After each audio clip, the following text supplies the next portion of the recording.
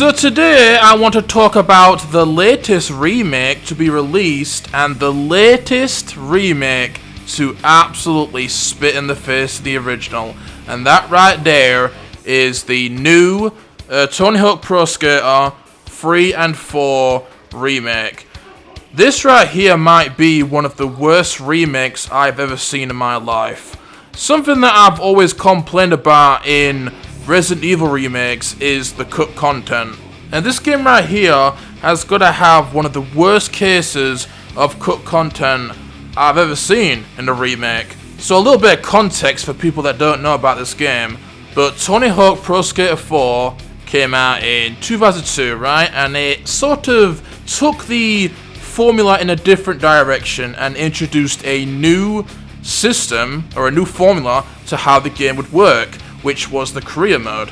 So originally, in the previous Tony Hawk games, the first three, you would have a 2-minute timer to do the goals in the maps. But in Tony Hawk Pro Skater 4, they changed that, removed the time limit, and added a actual career mode where you would go around talking to these people and get the goals.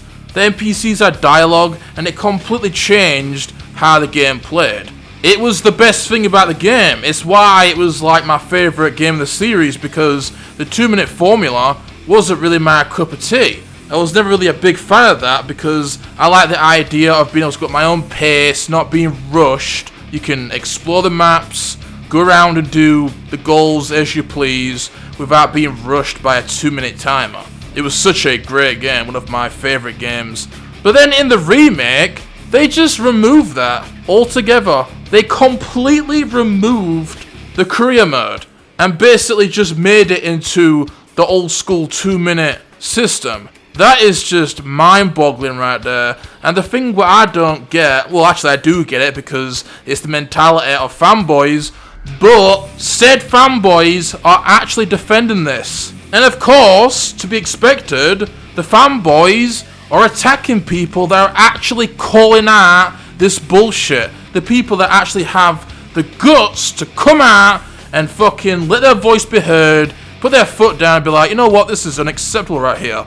But to no one's surprise, all the fanboys feel the need to attack these people. You know, it's fine if you like what you're given, but don't shit on people just because they actually expect more, because their standards are higher. They actually expect the full package. A game that came out over 20 years ago. A modern day remake with its core concept completely removed.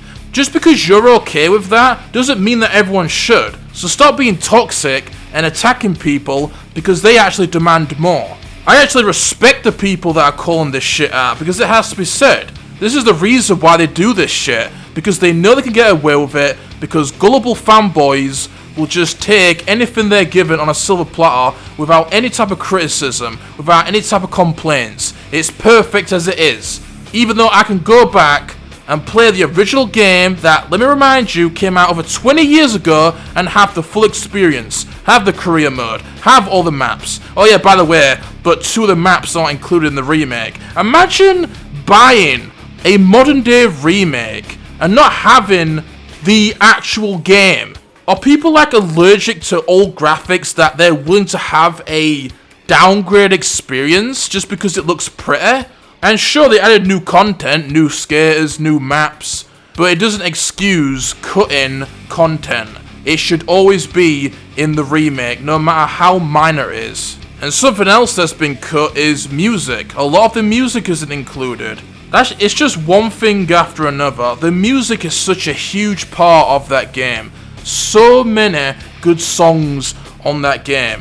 One of the best licensed soundtracks out there. Pretty much every song is a banger. It introduced me to one of my favourite bands, Iron Maiden.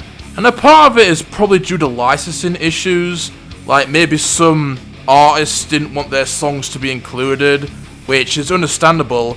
But the fact that so many songs aren't included tells me that it's more than just that they just simply didn't want to add them. Maybe they were too fucking greedy to actually pay for the songs, or they just flat out couldn't be bothered, they were just too lazy. But I hope you enjoyed. Let me know what you think in the comments. Did you buy this game and what do you think about this situation? I have no problem with people that like this game, I just have a problem with the fanboys that are attacking people because of other people's opinions. You do you, like what you like, and let people say what they want to say. Stop being toxic. See you all in the next one, take care, and sayonara.